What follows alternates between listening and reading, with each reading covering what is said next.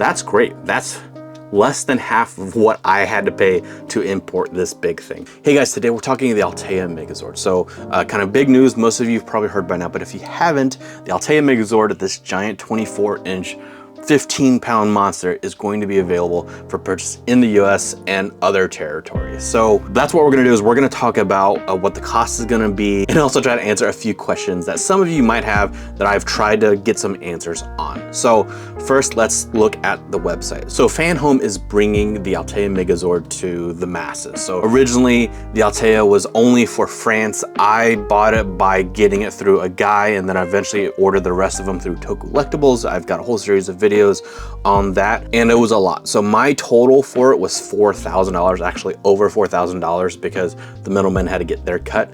But what's nice is that since FanHome is doing this, it's basically kind of straight to consumer. So you're going to be able to get it at a much lower amount.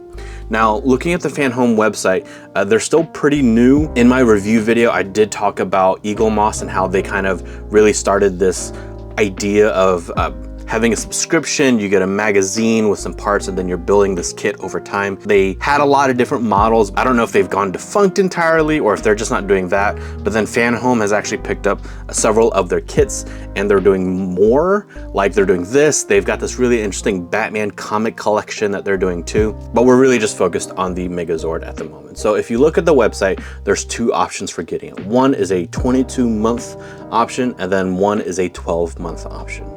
And so they try to obfuscate what the full price is gonna be.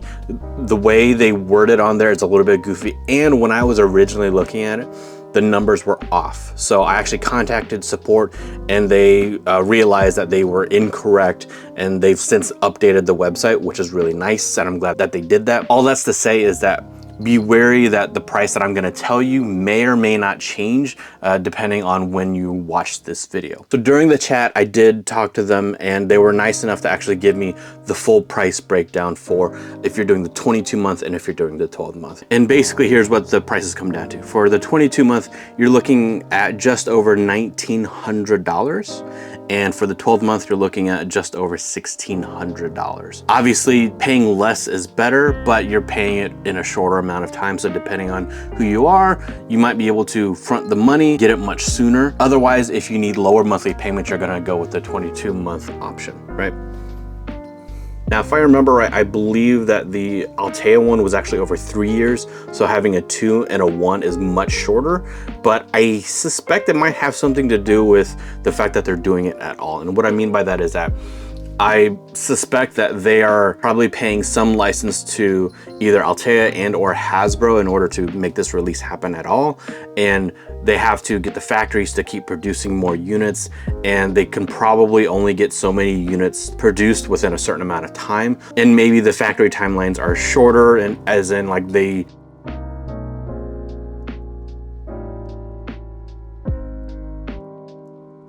Now, even at the 2-year mark, that's $1,900. That's great. That's less than half of what I had to pay to import this big thing. Now, I did it because I'm doing this whole YouTube thing, and I am just trying to help, show what this might be worth to you.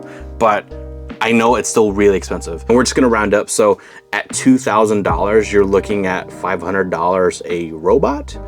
And that's still a ton of money. If you get the Soul of Chogokin, just the regular Megazord, that's maybe $300 or $400, which is still less than a single robot of this thing would be at that more expensive price. Now, when you're looking at the $1,600 price, you're looking at closer to something sub $400 per robot. That's not bad, but that's also still a lot of money. So I'm not gonna go too much into it about whether or not it's worth it. That's totally up to you. But what I do want to talk about is whether or not you've actually already started making purchases on the issues, and whether or not you can actually like cut into the FanHome one at a later issue. So let's say you got the first 30 issues and you don't want to buy from Collectibles, you'd rather go from FanHome. I reached out, I asked, they said there's no way to do that. But if you look at the price of how much it is from Collectibles, or if there's any other retailers doing the same thing versus buying the whole thing from FanHome, it's still gonna be cheaper anyway. So even if you're rebuying the first 30 issues, you still kind of come out ahead. So I don't know what you're gonna do with the first 30 issues, if that's what you had, or first 10, whatever your number is, if you've done that. I think you're still coming out ahead anyway. I also read someone that had read their terms of service if you make the purchase, and that if you do it, that they retain the right to change the price at some point. While that sounds scary, I think that's probably just legalese to protect themselves in case they mess something up and they price something wrong or something like that. I'm not too worried about that, but that is something that you might want to be aware of if you're going to purchase this. This video is not sponsored in any way by FanHome, To Collectibles, Altaya, or anybody. This is all just me. So take this information how you want. Between the two options of the 22 and the 12 month, I don't believe there's any difference outside of the actual financial cost of them. I think you still get the same bonuses for both of them, so I wouldn't be too worried about that. Obviously, I think going with the cheaper route is the better one if you can afford that, if this is something that you actually even want in the first place. And if you want a better idea if it's even worth getting or not, then check out my review video that I'll link right here.